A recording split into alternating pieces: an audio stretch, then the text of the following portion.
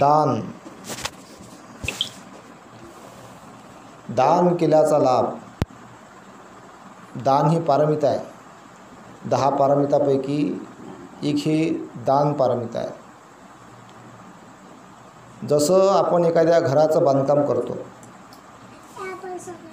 तर समजून घ्या 10 मजली घर बांधायचं असते, तर त्याचा अगोदर पायवा मजबूत पाहिजे, मग त्याच्या एकावर एक मजली चढतात.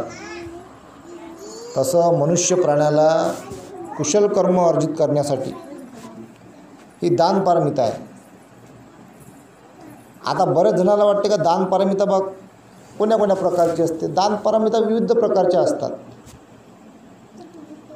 सगळ्यात मोठं दान आहे जगातलं धम्मदानम सब्बदानम जिनाती.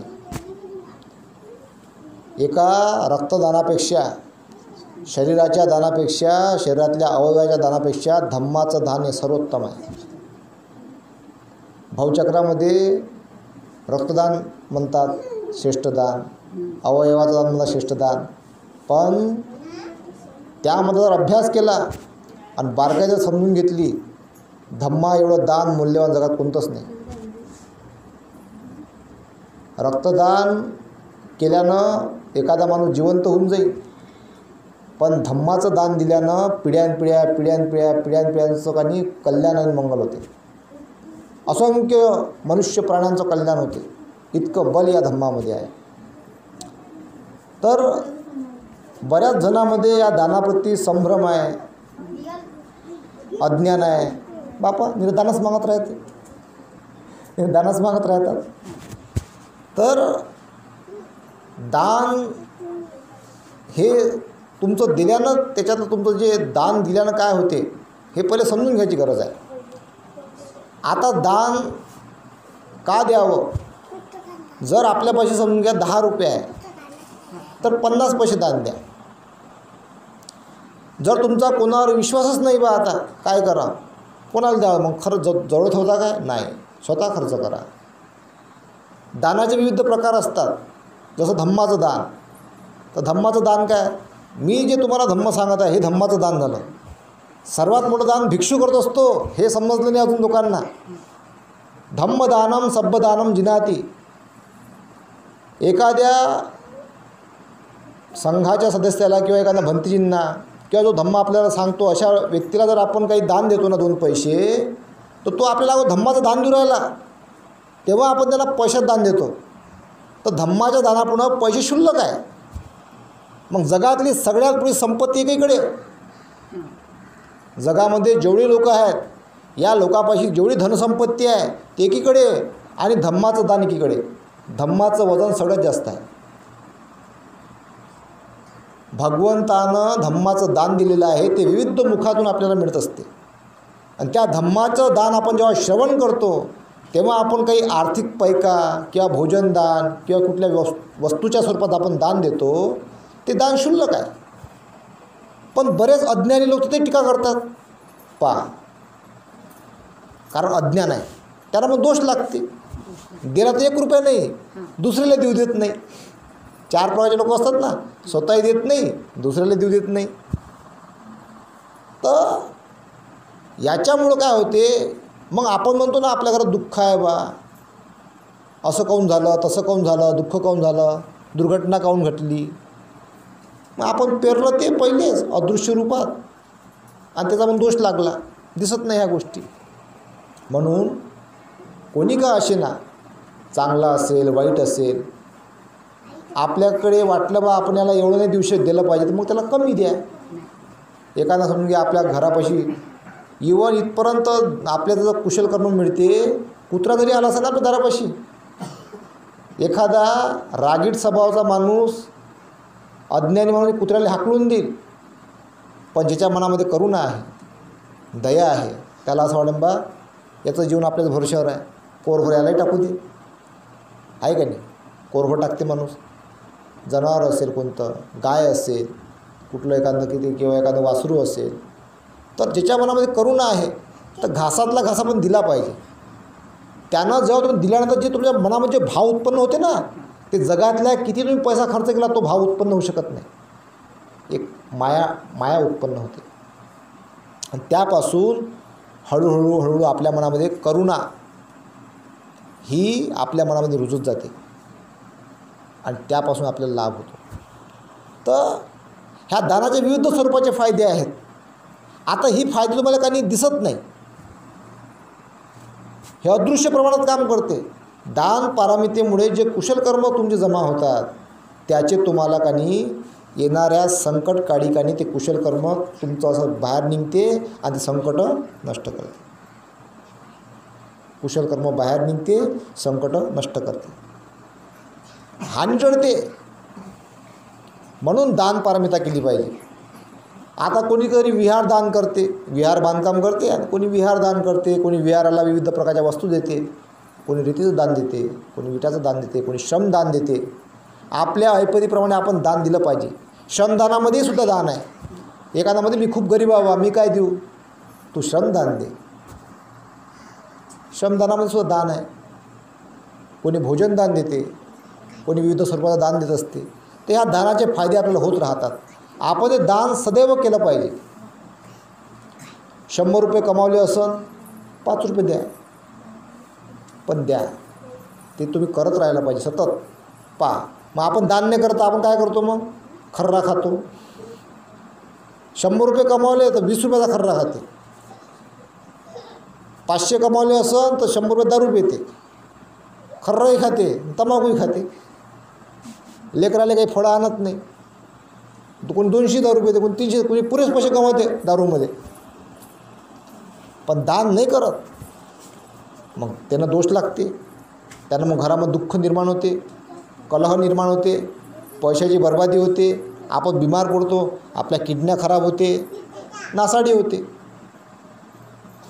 ह्या दान पारमितेमुळे आपलं जे मन आहे, ज्या मनापासून आपण दारू पितो, मनापासून आपण कुठला नशा करतो, जे दान पारमिता आपण करत राहतो त्यानं आपलं मन हे पवित्र आणि कुशल कर्माकडे वाटचाल करत राहते.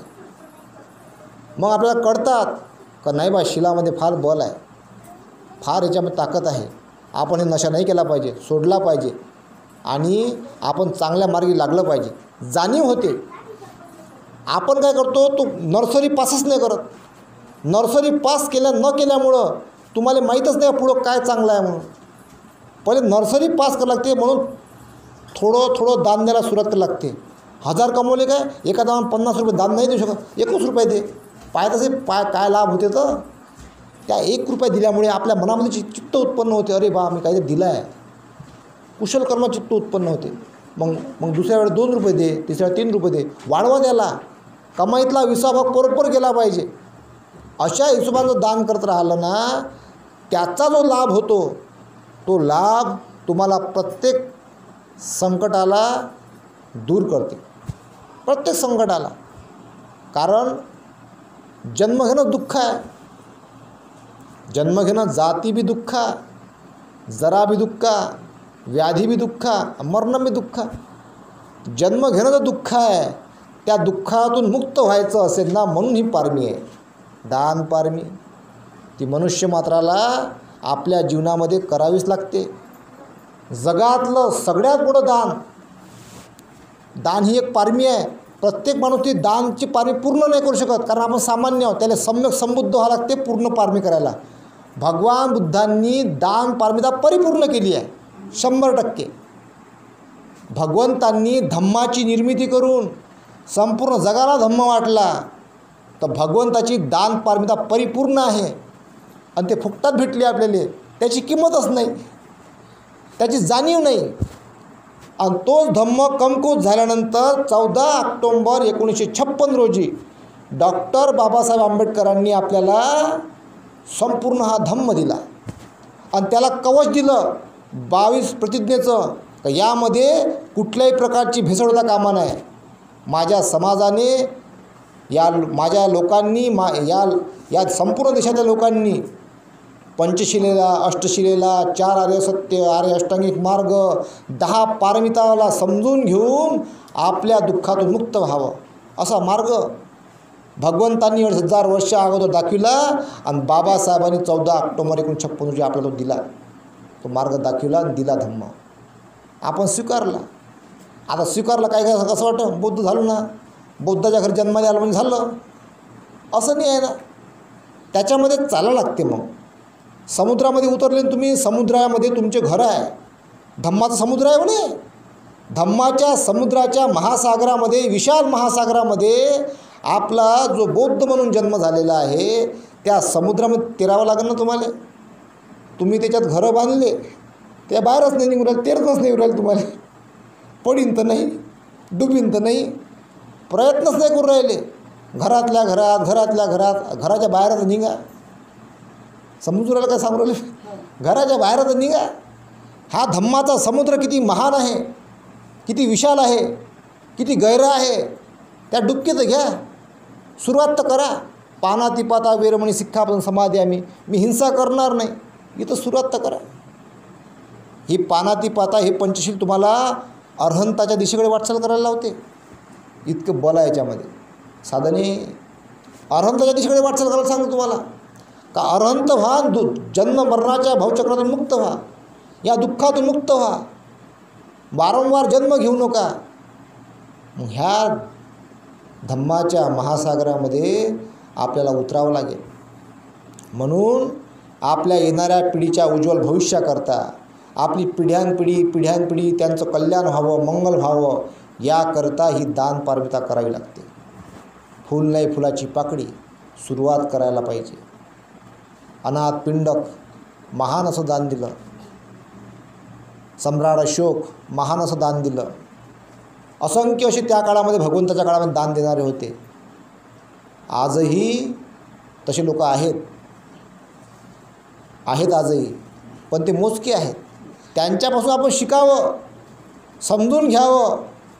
मनामध्ये काही शंका असेल तर वारंवार प्रश्न करावा. संघाला प्रश्न करावा, मोठ्या भंतेजींना प्रश्न करावा, ज्यांचा अभ्यास आहे, अभ्यासक असतात समाजामध्ये धम्माचे, त्यांना प्रश्न करावा. आपल्या प्रश्नाची उकल करावी, जाणून घ्यावा का नेमकं हे पारमिता काय आहे, याच्यामध्ये किती बल आहे. ज्या ज्या आपण अवस्थेमध्ये आहो, जिथं कुठेही आहो, आपण गरीब आहो, मध्यमवर्गीय आहो किंवा श्रीमंत आहो, आपण ह्या पारमितेकडे लक्ष देऊन ती पारमिता आपण करण्याचा सतत प्रयत्न करावा. थेंब थेंब तळे साचे, थेंबाथेंबाने ती पारमिता तुमची एक दिवस नक्की पूर्ण होईल. अनेक जन्म घेसाल, पण एक दिवस ती पारमिता तुमची नक्की पूर्ण होईल. आणि त्या दिशेकडे आपली वाटचाल असली पाहिजे. आणि आपण या दुःखातून मुक्त झालं पाहिजे, अर्हंत झालं पाहिजे. म्हणून आपण ही दान पारमिता पूर्ण कराल, आपलं मंगल कराल, आपल्या येणाऱ्या पिढीचं मंगल कराल, आपलं घरदाराचं मंगल कराल आणि सर्वांचं मंगल कराल, अशी मी आशा बाळगतो आणि इथेच थांबतो.